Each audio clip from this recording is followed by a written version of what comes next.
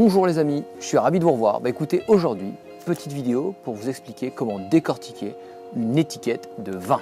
Vous avez normalement la même étiquette que moi et on va la décortiquer ensemble.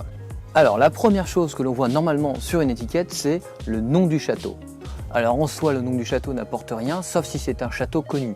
Ici, c'est Château du Tertre, c'est quand même un grand cru classé, donc il est connu. La deuxième chose que l'on remarque, c'est l'AOC. Alors l'AOC, c'est quoi? Appellation d'origine contrôlée. Ici, c'est un vin de Margaux. L'AOC, c'est quoi? C'est un cahier des charges. On vous dit, à Margaux, on fait le vin comme ça, avec ces cépages-là, avec le terroir qu'on a.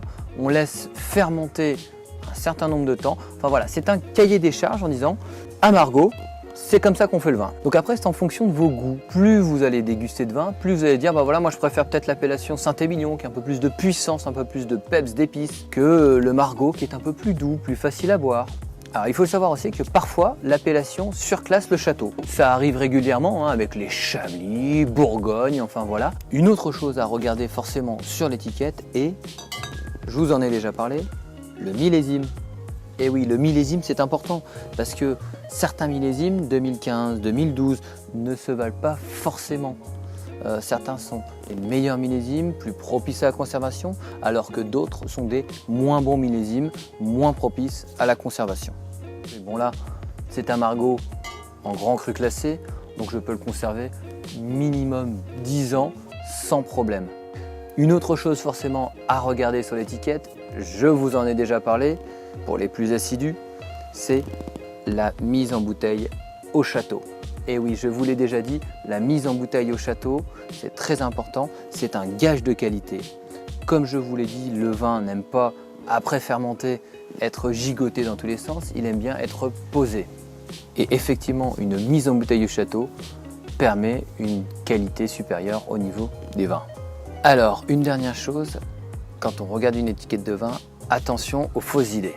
Et oui, il arrive régulièrement qu'on voit sur des étiquettes grand vin de Bordeaux, grand vin de Gironde ou grand vin.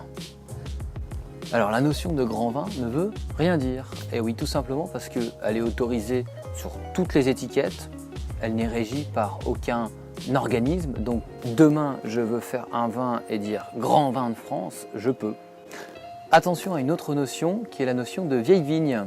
C'est normalement un terme spécifique qui est réservé quand même pour des vignes qui sont assez âgées. Maintenant, encore une fois, je vous le dis, ça n'a pas été régi par un organisme et donc n'importe qui peut mettre grand vin avec des vieilles vignes. Ici, si on reprend notre bouteille de Margaux, notre Margaux est un grand cru classé en 1855. Alors forcément, ce classement a été fait par Napoléon. C'est pas n'importe qui, le mec c'était pas un peintre. J'ai rien contre les peintres. Donc forcément, c'est un classement assez sérieux. Je ne vais pas rentrer dans les détails, mais sachez qu'effectivement, premier cru, grand cru classé A et autres sont un classement sérieux qui est quand même régi par une instance. Voilà les amis, je pense que vous savez tout. Vous avez toutes les clés maintenant pour décortiquer une étiquette de vin d'une façon très simple.